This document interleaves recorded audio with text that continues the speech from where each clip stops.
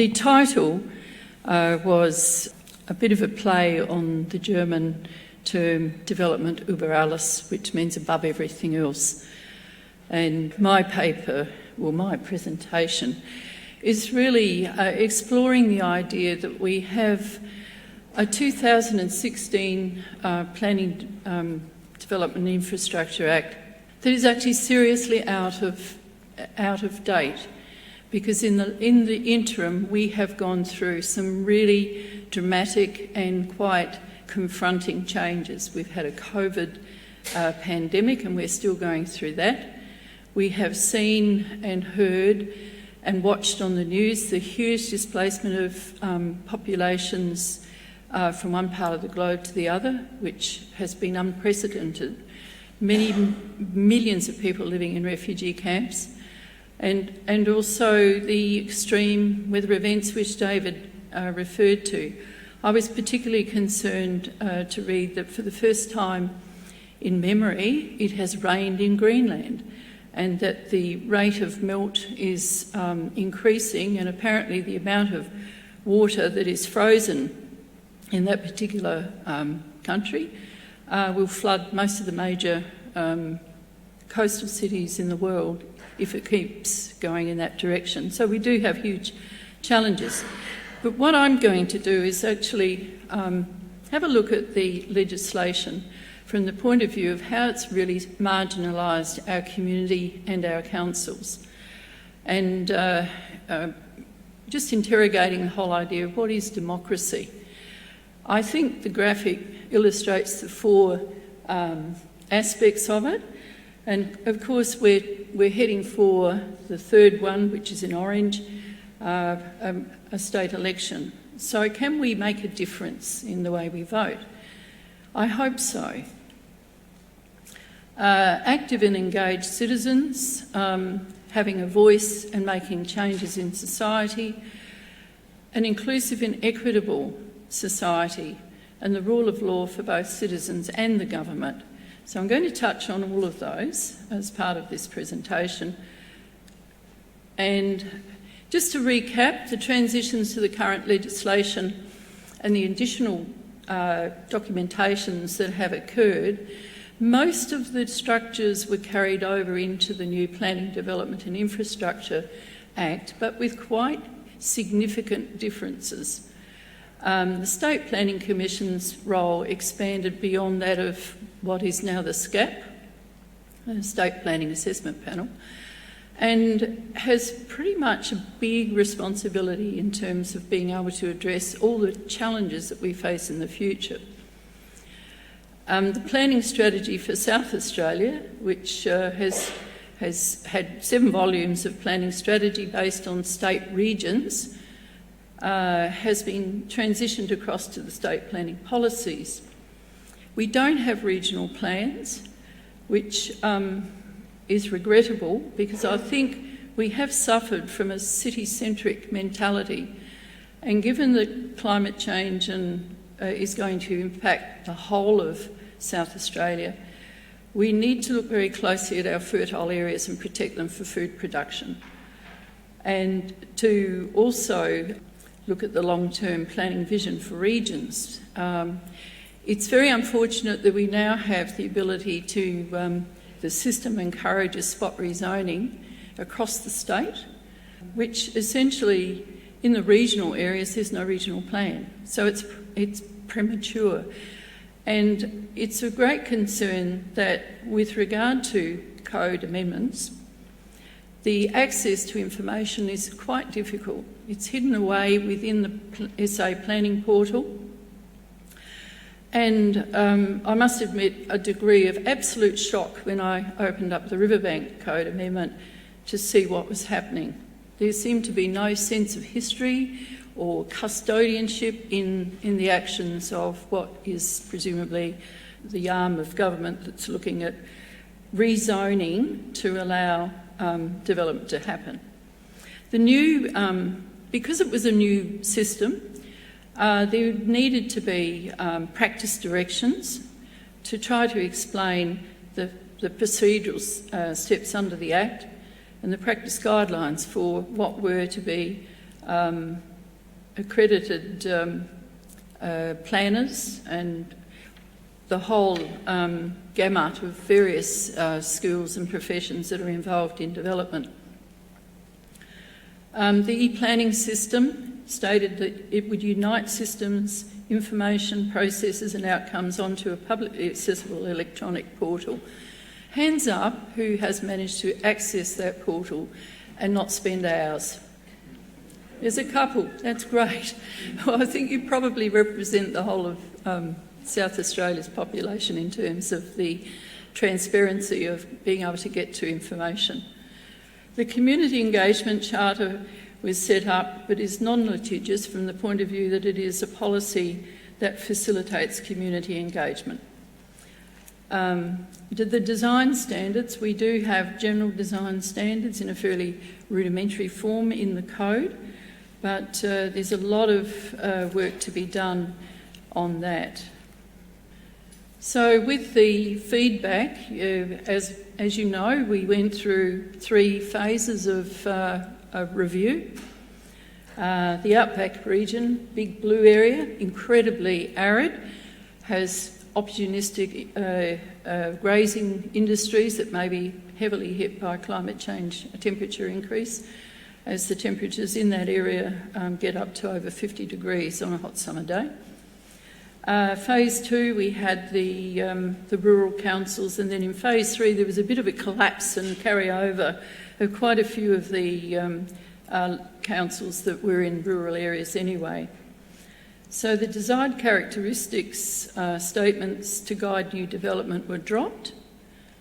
We had an experience, I think, everyone in local government, the National Trust, went through these particular phases, Conservation Council as well, the EDO, we all put in submissions, and there was almost a consistent refusal to provide, improve or even consider desired character statements to guide new development, or providing consistent, workable and informative heritage provisions. Climate change, David's already very capably covered, so I'll flick over that. So my view is that we've had a significant sidelining of community rights to comment on policy and proposed developments. The deal was get involved in policy and you don't need to worry about the zoning because it will all happen and it will be worked out. Now, I've actually can go into quite a lot of detail on this, which will probably be terribly boring. So I'm just going to flick through these main points and then perhaps go to a graphic which you can rest your eyes on and you won't have to try to work out. But I will be releasing notes with the details later. So checking applications lodged online, no requirement to publish supporting documents on the portal, limitations on access to information, historical versions deleted, and requirements regarding performance assessed and restricted developments being very loose and vague. So this to me is pretty much a summing up as far as community engagement is concerned. And I think because football matches are so popular, in fact I think probably is more in the minds of the general population than the planning and design code, which is understandable because it's much more entertaining. So really you have the simple analogy of community participation in policy formulation. So essentially the umpire, which is a combination, I guess, of the state government and, you know, all the facilitative and huge amount of work that's been done by the government department involved. You do have to marvel at the fact that it's been 5 years of intense work, intense release of many, many documents. The ref is looking across and saying, when we've kicked a few goals and know the score, we'll let you play. And I think this is the frustration of the community. So look, just going through this, I would say that the public has the right not only to access current versions of development application, there are limitations on access to information.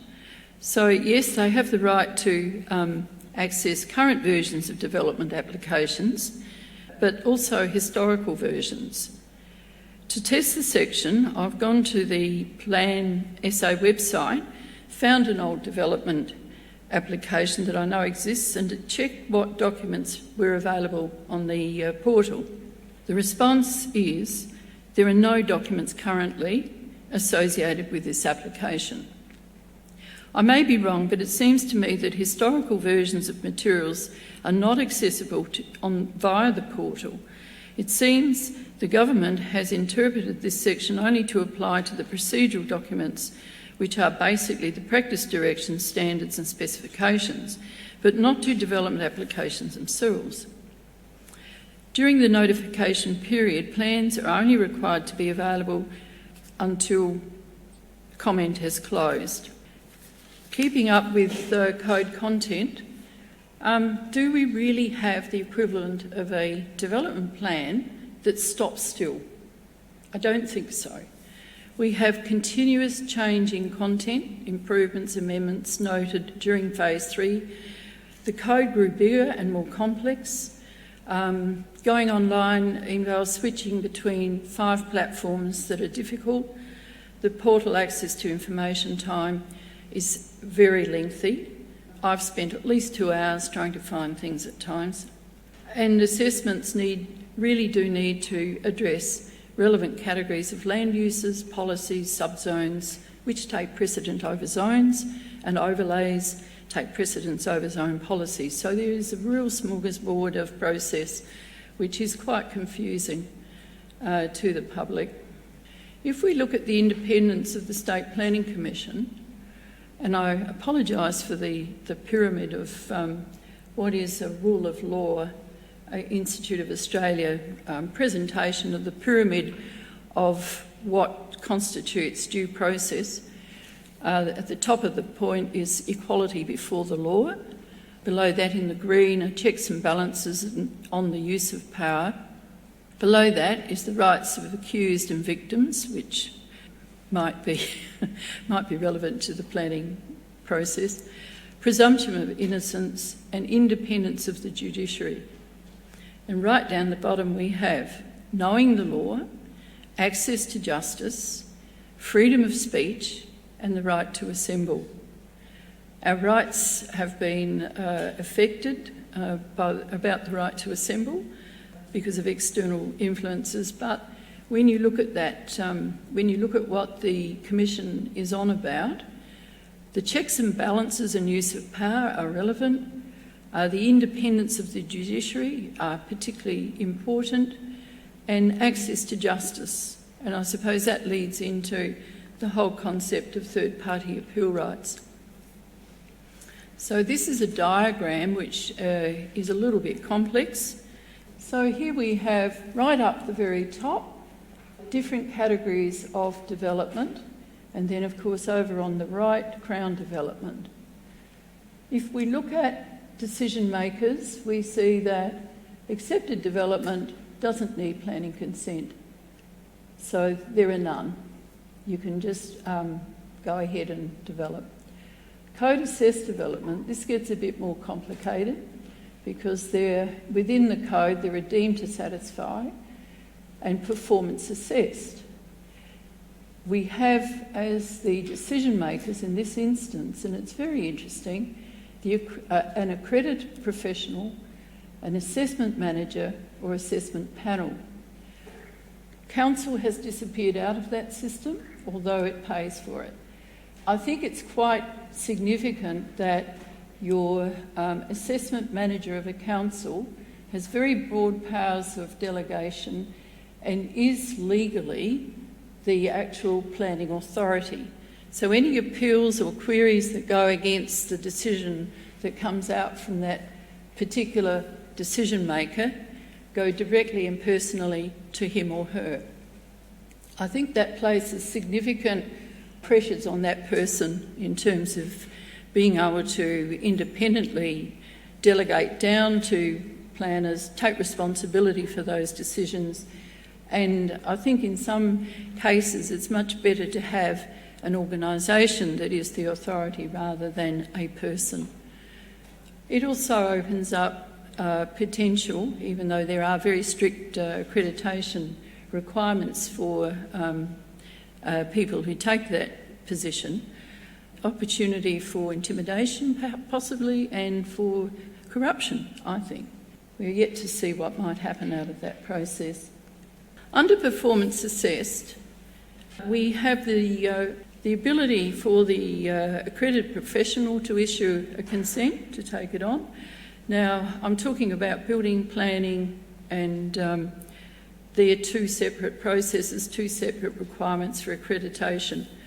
But the assessment manager also has the delegation to determine whether an aspect of an application should be notified or is really of a minimal or non-consequential nature.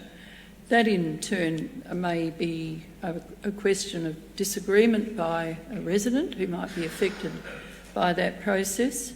There is no court rights of appeal for any decisions made under that process, but the consultation involves a sign placed on the land and notifying adjacent landowners and occupiers. When we get to impact assessed development, we have the State Planning Commission, SCAP, which is the body that looks at restricted development. Now, one thing that's fallen out of what used to be Cat 3 on merit, with regard to the non-complying category beforehand, a lot of those land uses and types of development applications have been transferred over into code-assessed development. So the performance assessed process is very loose and very vague and extremely flexible. And as a result, residents and members of the community and people who live next door to places will suddenly notice something being built because they haven't been notified, and they are upset, but it may be the fact that it's no longer to be notified through the reclassification of land uses. So the impact assessed development is the final decision of the Minister, and that requires an environmental impact statement notified by the Minister and possible consultation as required by the Minister via the Charter. There's no right of appeal for the public in terms of impact assessed development. The Crown Development, the State Planning Commission, public notification is only required for developments that exceed 10 million, which doesn't seem to be a problem these days because a lot of them do exceed 10 million. But again, there's no right of appeal and certainly no right of third-party appeal rights. So, and there's absolutely no notification about Crown developments. So in a way, we're no longer really as informed and consulted as we were under the previous system. And it's interesting to look at the history of third-party appeal rights, because back in 1972, our earlier planning systems didn't provide rights of third-party appeal. But in 1972, there was a move to actually institute notification and appeal rights for third parties, meaning people who are not necessarily living next door but have genuine concerns. And I think the quote that the government stated at that time, that it's fair and just to give a right of appeal to persons who claim their interests are adversely affected by permission being granted for any development to proceed. As the problems associated with urban development are becoming more complex, this is a long time ago, such ill feeling will be overcome by giving both applicants and objectors the right of appeal to their Planning Appeal Board.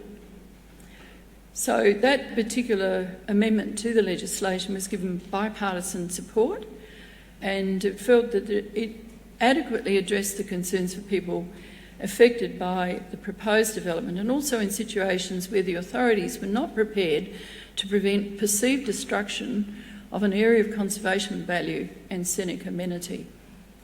I think in order to reinstate our rights for the community to be involved, we do need to have the right to challenge bad decisions.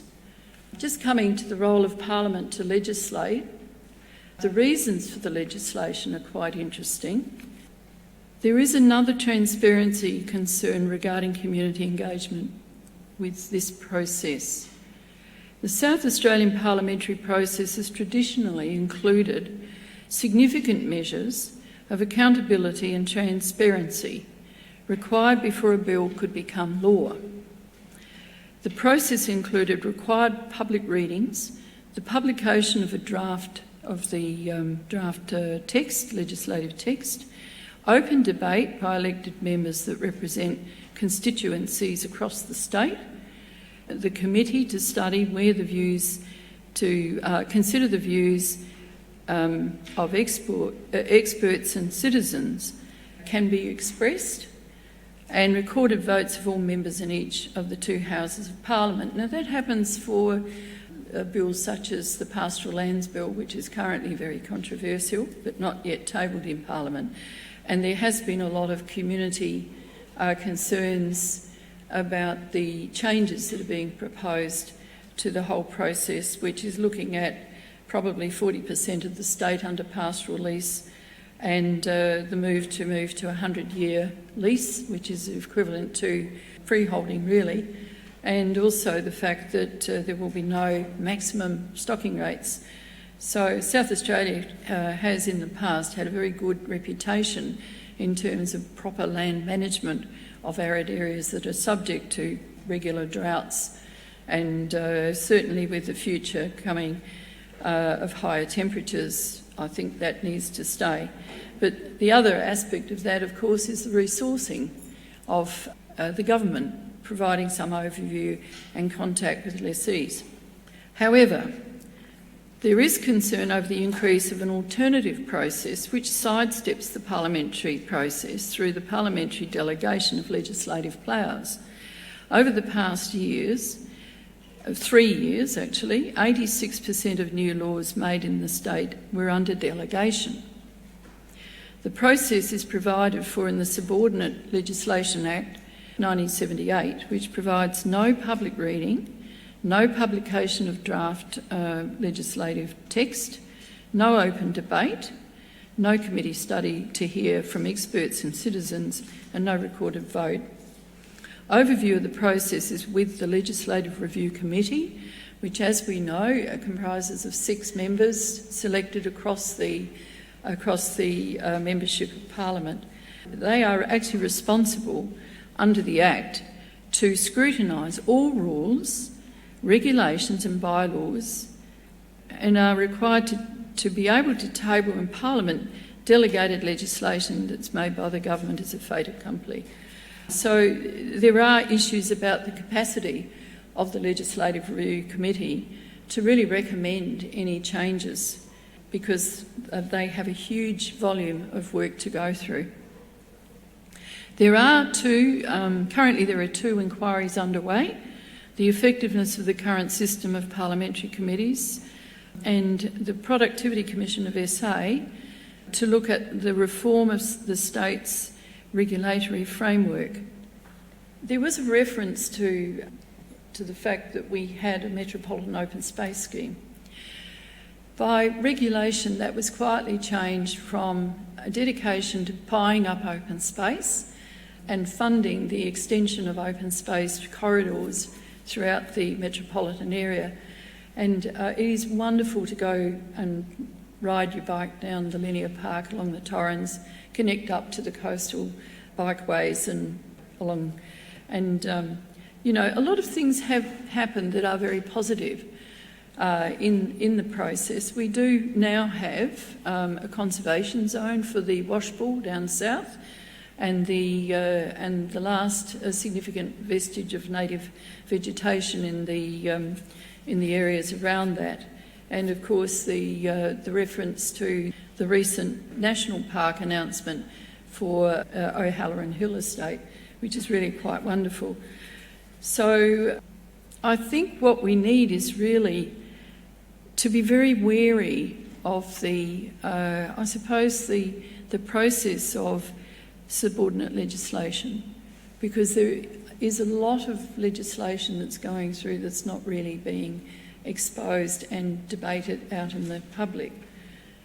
If you think about the inputs that go into the complete transfer and modernisation and the loss of 72 development plans into one wide, happy, state-wide planning and design code, you need to get to the point where you can actually assess whether that has delivered what was promised. And with regard to that, you have Schedule 4 under the Codes of Conduct and Professional Standards and Professional Performance Targets and Monitoring. So under that section, both the Minister and the Commission may consider a review of performance under these provisions. It would be preferable to appoint an independent reviewer, and there is capacity for the Minister to do so. Is it premature at this stage to seek a review of the legislation, an independent review of the legislation, to start to address the fact that has the code delivered what will be a workable system? I really put it out there because I think the current Minister seamlessly picked up on the process of the previous government without any intent to stop the process. There was a big push to get it through within the time frame, and as a result it was delayed a number of times. Consistently through that process, many of the issues that were raised by the community have not been attended to, and so we are starting to reap the benefits, and we will reap the benefits of the current code, as it is not a stable document. It's constantly being changed, and with regard, an example of regulatory change is that can happen easily, and so that particular metropolitan open space suddenly became a sort of open space and planning policy. That was done by regulation without any public debate, as far as I see it. And it was only the development industry that pointed out that they were not happy because the money that they had been paying for land division wasn't going into purchasing open space, which we should be doing as a matter of priority. It was really underwriting the amount of work and churning of processes that were part of the actual planning review.